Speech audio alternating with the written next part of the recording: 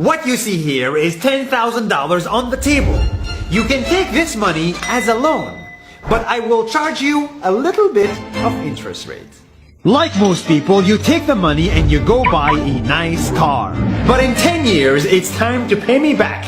And because of interest rates, now you owe me $20,000 and not 10. You will say, I don't have money to give you. And if you don't, I take your car and a piece of your house. This is how debt works. And after 3 years of traveling the world, I noticed that this is exactly what China is doing.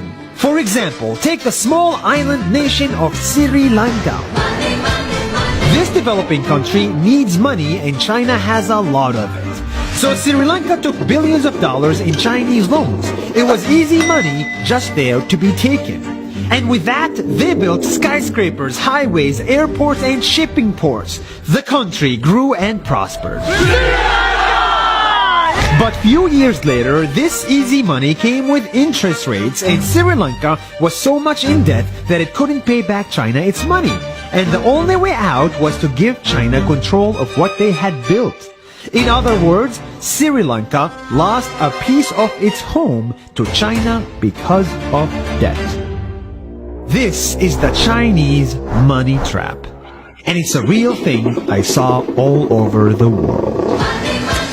In Papua New Guinea, I saw $2 billion in loans given by the Chinese to build skyscrapers, infrastructures, and ports. But there is no way this remote developing country can pay it back or its interest rate. And the only way out is to give China control of the country. In the Maldives, Pakistan, Malaysia, Laos, Kazakhstan, Mongolia, Egypt, Kenya, and South Africa,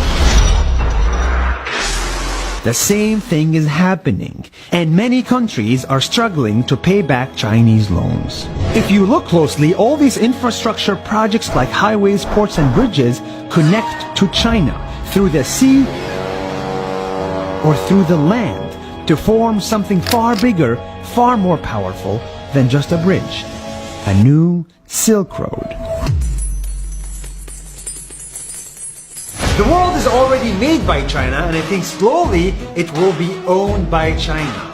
Don't get me wrong, building bridges, ports, highways, and airports is a great thing for the people in the country, but they come at a very high cost. And when these countries can't pay back the loans, these countries will lose their homes.